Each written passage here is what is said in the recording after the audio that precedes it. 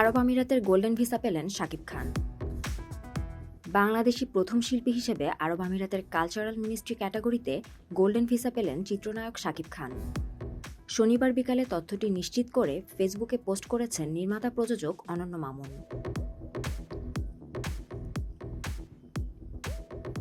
Facebook পোস্টে মামুন লিখেন, প্রথমবারের মতো ক্রিয়েটিভ কালচার ক্যাটাগরিতে আরব আমিরাতের কালচারাল মিনিস্ট্রি থেকে গোল্ডেন ভিসা রিকমেন্ডেশন পেলেন মেগা সুপারস্টার শাকিব খান।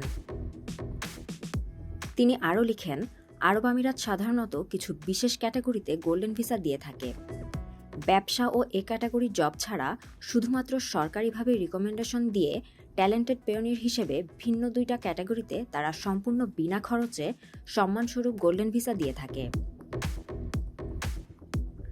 বিভিন্ন সময় বলিউডের অনেক সেলিব্রিটিকে ক্রিয়েটিভ কালচার ক্যাটাগরিতে গোল্ডেন ভিসা দেওয়ার খবর গণমাধ্যমে দেখা যায়। বলিউড বাদশা শাহরুখ খান, সঞ্জয় দত্ত সহ অনেক বড় তারকারা ইতিমধ্যেই এই ক্যাটাগরিতে গোল্ডেন ভিসা পেয়েছেন।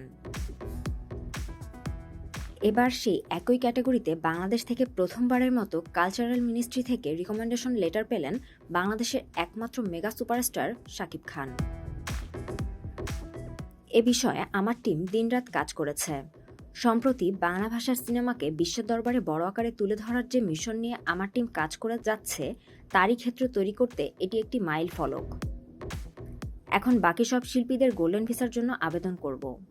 আমরা বাংলাদেশি, এটাই আমাদের বড় পরিচয়। শাকিবকে নিয়ে দরদ নামে নতুন একটি সিনেমা বানিয়েছেন অনন্য মামুন। দরদকে বলা হচ্ছে প্যান ইন্ডিয়ান বাংলাদেশি ছবি। এটি বাংলার পাশাপাশি হিন্দি, তামিল, তেলুগু, কন্নড় ও মালায়ালাম ভাষায় মুক্তি পাবে বলেও জানিয়েছেন নির্মাতা মামুন। ছবিতে শাকিবের নায়িকা বলিউডের সোনাল চৌহান। এছাড়াও থাকছেন কলকাতার পায়েল সরকার, রাজেশ শর্মা, রাহুল দেব সহ অনেকে।